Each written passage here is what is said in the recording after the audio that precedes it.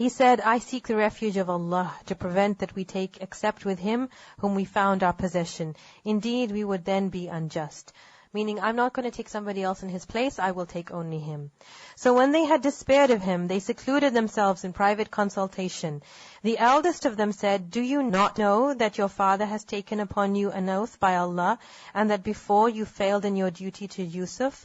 So I will never leave this land until my father permits me or Allah decides for me, and he is the best of judges.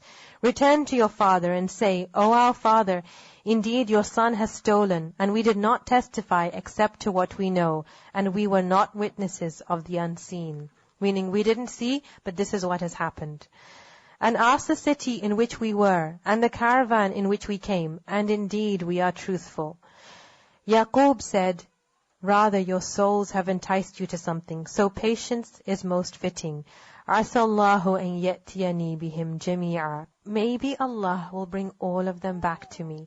Indeed, it is He who is the knowing, the wise. Yaqub alayhi salam does not know what has happened, but for a father that his second child has now gone missing, after Yusuf alayhi salam was gone missing so many years ago, with the same brothers who came back and said that Yusuf alayhi salam is dead, now they're coming back and saying that Binyamin, his other son, is no longer with them either, and that he's left in this city far away. Yet still, what is the attitude of Yaqub alayhi salam? He says, maybe Allah will bring all of them back to me. He still has hope. And it's amazing that even in this situation, so many years have passed, Yusuf alayhi salam is gone. He still has this hope.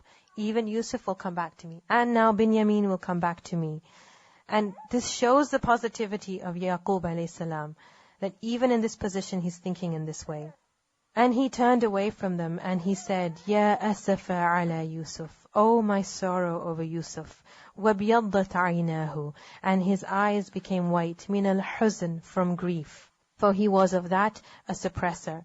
Meaning that Yaqub alayhi salam turned away from them, and then he spoke of his sorrow from losing Yusuf. At the sorrow of losing Binyamin, when something happens like this, it's reminding him of a previous loss, and he's still crying over Yusuf alayhi salam.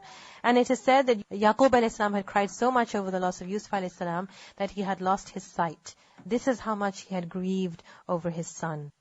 And he was a suppressor of grief, meaning he would suppress it from showing in front of the people, from even in front of his sons, but he would cry in front of Allah. They said, قَالُوا تَاللَّهِ تَفْتَأُ تَذْكُرُ Yusuf. They said, by Allah, you will not cease remembering Yusuf.